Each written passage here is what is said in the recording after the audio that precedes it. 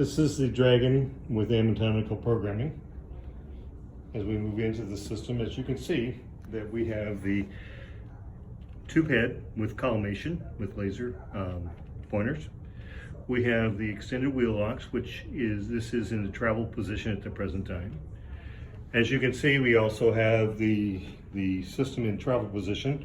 So when you're ready to take this out of the travel position, you actually unscrew this, lowers the level, and then there is a pin down here that you push down, and it now releases the lock from the head. So we'll just put this back in the travel position. Also, we have a switch. What this does, release the gas. So you have a lock position and unlock position. So either way, it goes unlock. What that does is relinquishes the arm and so on, okay? You also have wheel locks. The wheel locks are here, and in the back, basically they're easy to use with their foot, and that'll lock the wheels. You have locks on both sides. You have a power cable system and the head. To release this, to open up the system, you actually have to lay this back on its rails. And when you lay it back on the rails, we're just going to go ahead and do that.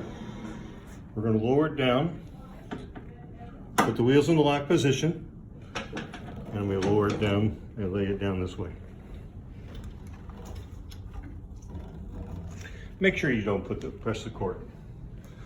On raising the legs, what you actually do is, we can do this with one hand. You can see that I press this mechanism, and now I'm raising the wheels. As you can see, it's kind of difficult, but now you have what the leg is up. To release this down, you just basically press this down, pull the thing out, press this down, and now you can drop this down. Once again, to raise it up, pull, release, and lever. You want to make sure you always lay this down when you do that to extend that leg. The reasons why, it will pinch your fingers. Voice of experience. To raise this thing back up, now it's in a travel position, it's easy to roll around, and so on. You can see that you have basically about 2 foot arm here that can actually be rolled in, okay? The other thing is, now what we're going to do is we have it in an unlock position.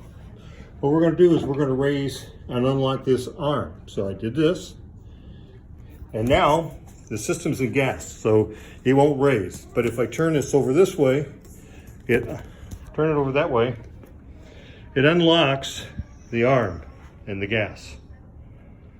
When you want to lock that in position, it's now locked.